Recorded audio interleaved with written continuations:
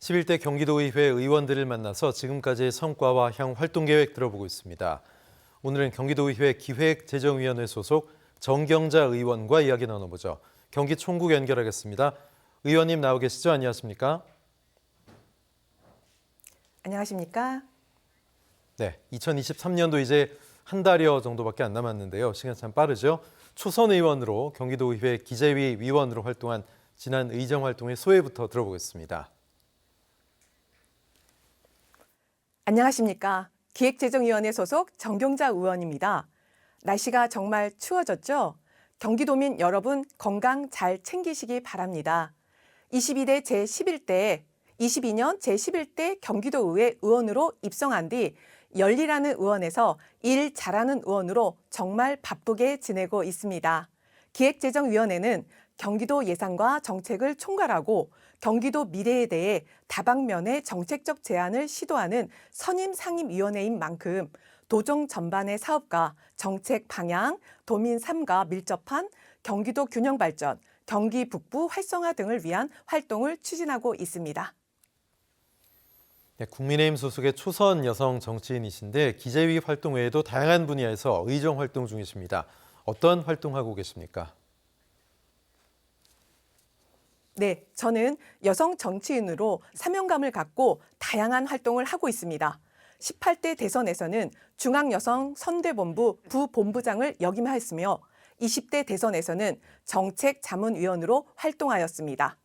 23년 2월 국민의힘 전국여성지방원협의회 공동대표에 선임되면서 정치 역량을 확장해 오고 있습니다. 최근 많은 분들이 충격을 받은 사건이 있었죠.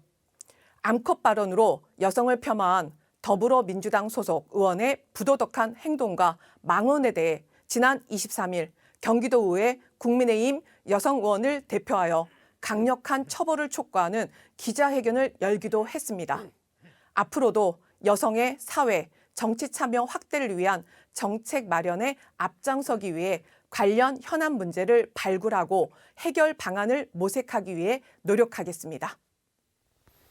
네, 지난 7월에는 경기도 지방재정 건전화 방안 마련을 위한 정책 토론회도 여셨는데요.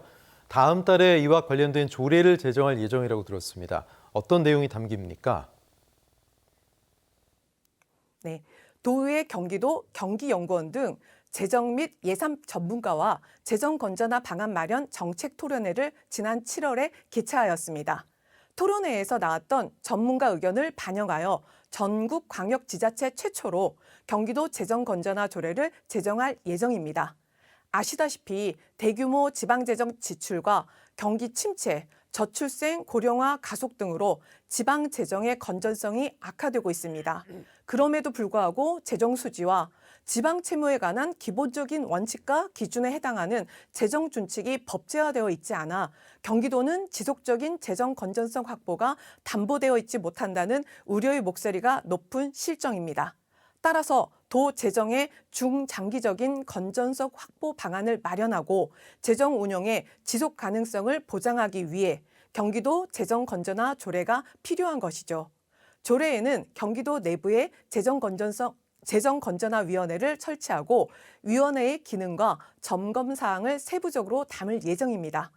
경기도 재정 정책과 방향이 건전하고 투명하도록 도 의원으로서 견제하고 감시하겠습니다. 도민 여러분의 많은 지지와 응원 부탁드립니다. 네, 도 재정과 관련해서 지난 8일에 있었던 도의회 본회의 도정 질문에서 김동연 지사와 경기도 재정 운용 기조죠. 확장 재정에 대해서 설전을 벌이기도 하셨습니다. 어떤 문제로 설전을 하신 건가요? 네, 요즘 도민들을 뵈면 살림살이가 정말 팍팍하다고 하십니다.